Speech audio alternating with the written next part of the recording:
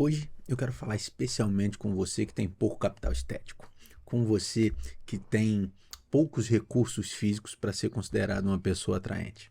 Quero falar com você que, assim como eu, é comumente chamado de feio. Bom, a boa notícia pra gente é que beleza não é tudo, não é mesmo? E para exemplificar isso, eu vou trazer a vida e a história de Sócrates, um cara que não só era feio, mas ele não gostava de tomar banho, se vestia mal e ainda andava descalço. E mesmo com todas essas qualidades negativas, Sócrates vivia cercado por jovens interessados em desenvolver um relacionamento romântico com ele. Quer saber mais dessa história? Vem comigo que logo depois da vinheta eu te explico.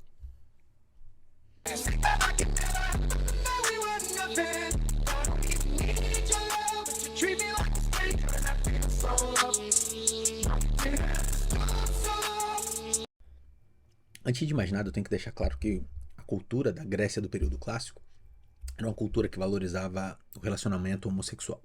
De maneira que o homem que só se interessava por mulher ou que só se relacionava com mulheres, ele era entendido como alguém fraco, alguém de pouco valor. Porque o real valor estava na capacidade de um homem seduzir, conquistar e se relacionar sexualmente com um outro homem.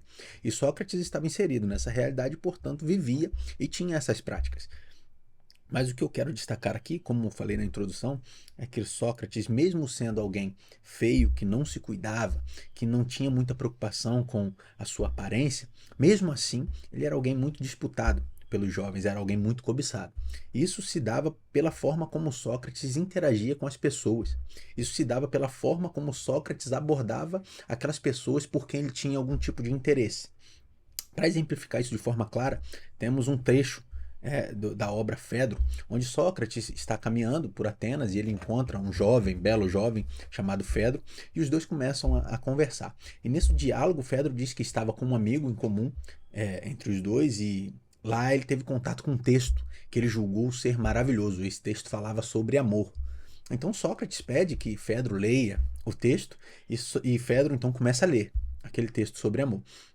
E a sacada de Sócrates foi incrível. A forma como ele respondeu ao conteúdo do texto, a forma como ele interagiu com o jovem Fedro, foi sensacional. Ele vira para o Fedro e fala assim: Olha, Fedro, a cena de ver você lendo esse texto é muito mais bela ou muito mais interessante do que o texto por si. O que ele quis fazer? Ele, em um primeiro momento, ele elogiou Fedro, e em um segundo momento, ele diminuiu o conteúdo do texto para mostrar que ele era capaz de produzir conceitos muito mais bem elaborados do que aqueles que estavam presentes no texto. Então Sócrates, com uma jogada, ele deu uma moral pro garoto que ele queria pegar, né?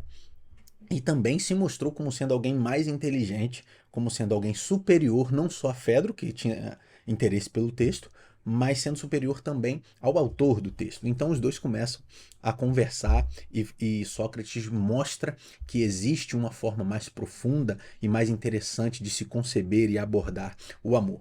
Mas veja bem, aqui o que vemos é uma valorização da capacidade intelectual e uma capacidade de abordar quem se pretende conquistar de forma mais inteligente, mais profunda e fora do contexto, fora do que é entendido como natural pela sociedade.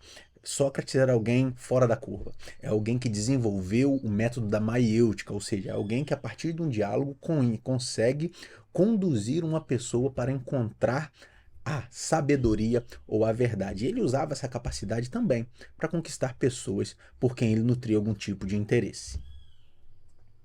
Vamos falar sobre conquista? Todos dizem que a aparência é importante, mas você já ouviu falar de Sócrates? O cara não era nenhum Brad Pitt da Grécia Antiga, tinha um estilo duvidoso, mas era disputado. Como isso? Simples. O conteúdo dele era irresistível. Sócrates sabia conversar, provocar reflexões e tinha uma mente afiada como ninguém. E a verdade é que beleza pode abrir portas, mas é o conteúdo que as mantém abertas. Então se arrume sim, mas também invista naquilo que você tem a dizer. Afinal, é a combinação dos dois que realmente encanta. E em tempos de mídias sociais e de valorização exacerbada da beleza, nós podemos colocar o exemplo de Sócrates como um contraponto a essa realidade que experimentamos. porque Sócrates era alguém que era totalmente despreocupado com a aparência física e que valorizava, acima de tudo, a essência. E os escritos de Platão nos mostram que a essência também é capaz de ser atraente, né? A gente é atraído pela inteligência, pela perspicácia, pela capacidade de se expressar, pela capacidade de seduzir com outros aspectos que não o físico, e Sócrates deixa isso muito claro nos escritos e nos relatos de Platão.